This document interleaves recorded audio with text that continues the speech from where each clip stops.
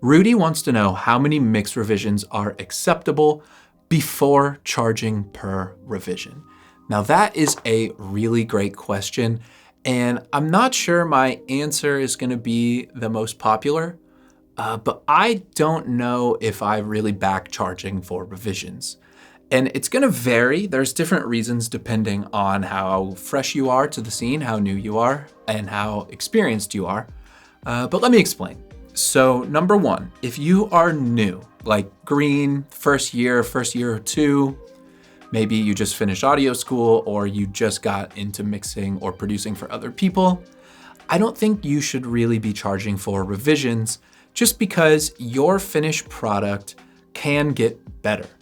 If you are not turning in a super professional mix or production right away, I don't think that that is the client's fault necessarily. You know, you're not handing over something that is a super commercially viable product. You're not going to win a Grammy off of the mix that you're making in your first year.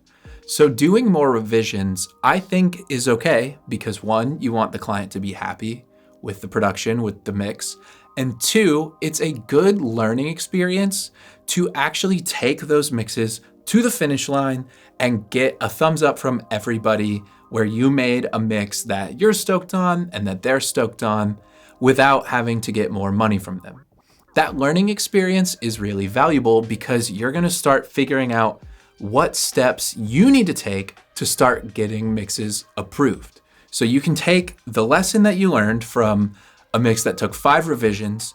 Now you have that knowledge, and hopefully the next one you do, maybe you only need 2 or 3 revisions, right? So that learning experience is great. Now, if you are more experienced, then I think you can avoid actually having to charge for revisions just by having really good communication up front. So talking with people and saying things like, hey, I do unlimited revisions, but I really like to get all the notes in one pass, send it to everyone that you're going to want to send it to for critiques, talk to your whole band, and send me the definitive mix notes or production notes. Give me those and I'll execute them. And then if we have any changes that we need to do after that, I'll take care of it.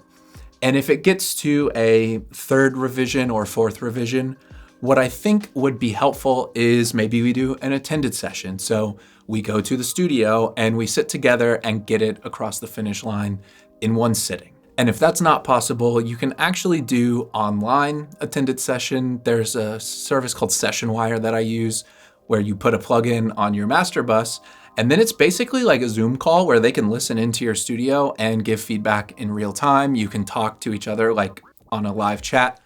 I think that's an amazing service. So if you can do something like that and avoid doing 10 emails back and forth, I think that's a great way to handle it. Now, if something like that isn't working, then I think you might be running into a problem where the client is just not confident or they're just trying things for the sake of trying them.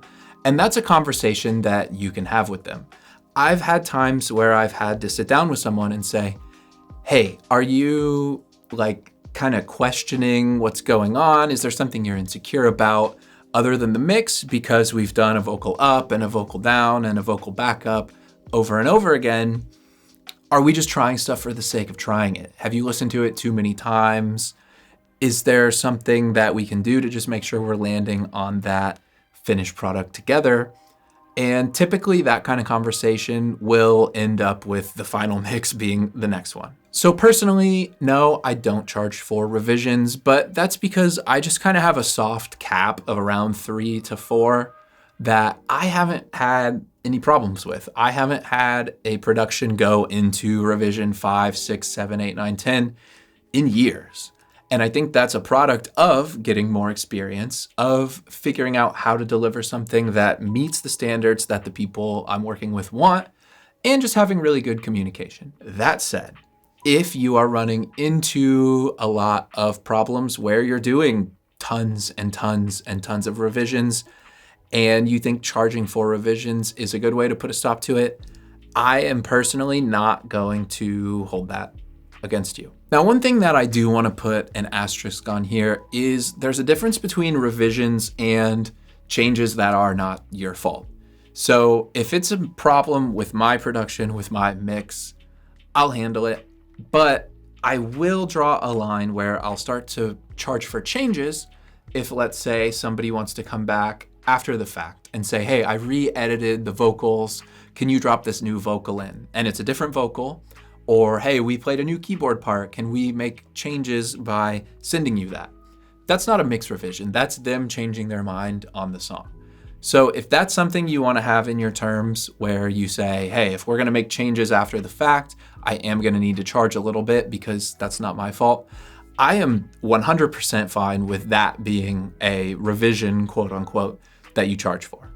And when I say terms, I think it is good to have somewhere where you have some terms written out for your mixing services, production services, so there aren't any surprises. Because I think charging for revisions is fine, but charging for revisions only after they've asked for a certain amount of revisions and then dropping the bomb on them that you're not doing anymore for free, that is something that is going to make you look bad to a lot of artists.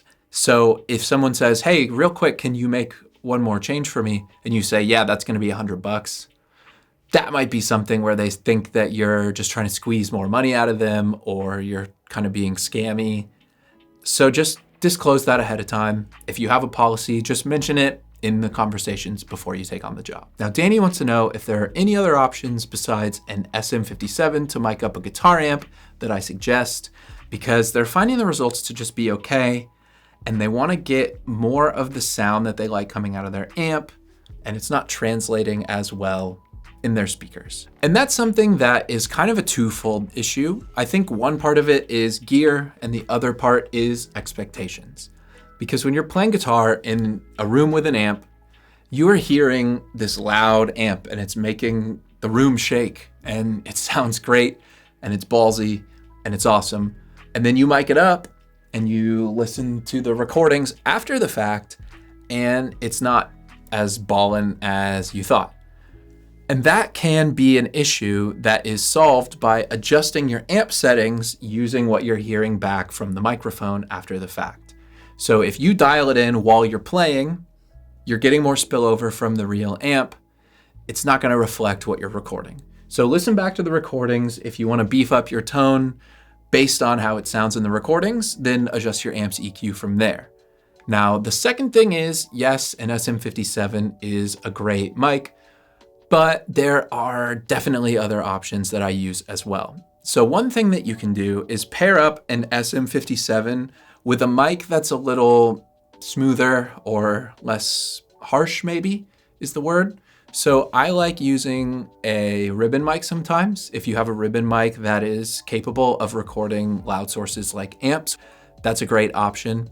Or even a mic like an MD421 or an E609. Basically just something that's gonna kind of pair well with the SM57 and give you a little bit more mellow sound, a little more bass heavy sound. Typically, especially ribbons, they're generally really like darker sounding and kind of bass heavy mics. Those are gonna really blend in with your SM57 in a nice way. Now, if that's not something that you want to do, you could also try using a room mic. It will definitely help it sound more like it does in the actual room. So you could use a condenser mic or a dynamic mic if that's what you have, and just throw it up somewhere in the room that sounds nice. Experiment. Make sure you're in phase, by the way. I know drums is where we usually think about phase, but your guitar mics can also be out of phase if you have two mics. So that's just something to think about. But yeah, try a room mic, try a second close mic that has a different character. Even try miking up a different part of the speaker or turning it a different angle. All that stuff is gonna make a big difference. And make sure that your EQ on your amp is set in a way that sounds good, recorded, not just in the room. Now, James got a Sweetwater card for Christmas.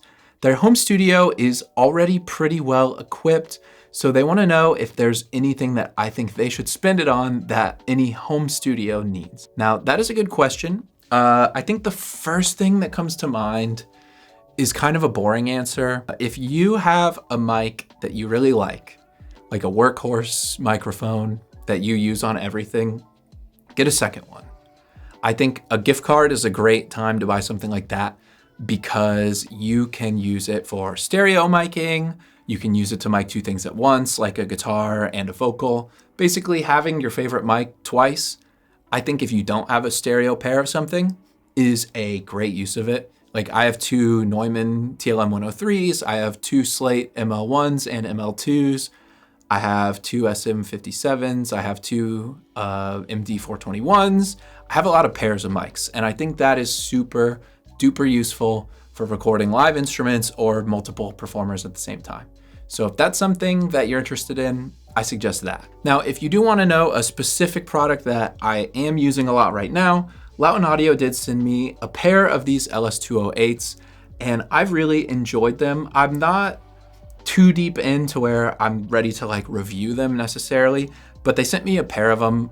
Makes sense because I asked for a pair for the reasons I just explained. But they're basically a condenser mic that works really well for recording just about anything, but it has the isolation of a mic like an SM7B. So you can use it in a room that's noisier. You can use it to record in the room while you've got, speakers playing, and it's going to reject a lot more noise than any other condenser mic.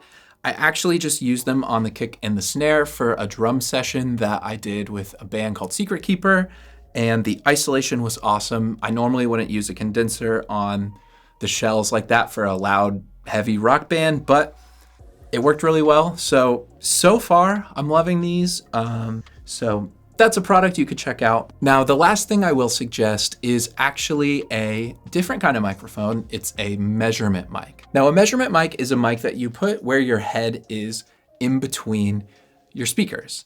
And then your speakers are going to play sound into the room. The measurement mic is going to record how your room responds to the sound coming out of the speakers. And then you can use software to analyze it and see how good of a mixing environment you have.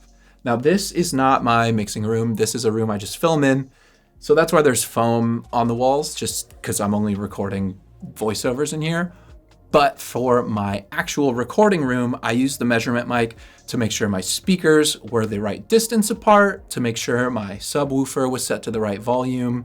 I tested the switches on the back of the speaker, like the low cut and high cut, to really dial in and get the room as flat as possible. And that is all stuff that you can do for free, just comparing the frequency response using the measurement mic. And if you want to beef up your acoustic treatment, then you will actually know what needs attention. Like for example, if the low end of your room is super scooped, then you know to get corner traps to help with the bass response. Or let's say there's a lot of flutter in the high end, then you know to treat the back walls, or maybe your desk is reflecting way too much and you need to address that. Really, whatever it is, you'll actually have an accurate picture of what's going on in your room, so you don't have to guess and just kind of hope for the best and wing it. You can actually know that you're getting the best quality out of your room.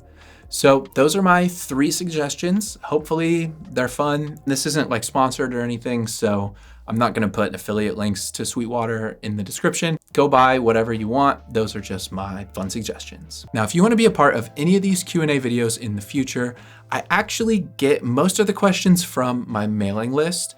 And if you join the mailing list, I'm giving away some PDFs from the Producer Planner. Now, this is a book that I developed to help myself stay productive and busy and actually delivering and not missing any deadlines. And it's been really helpful for me. And if you join the mailing list, I'm giving away PDFs from the book so you can print them out yourself. And if you want to ask any questions for a video or just in general, you can shoot me an email. I answer as many of them as I can, and some of them make it to the channel. So if that's something you want to be a part of, I'm going to put a link in the description. And then if you want to watch even more Q&A videos like this one, watch this video next.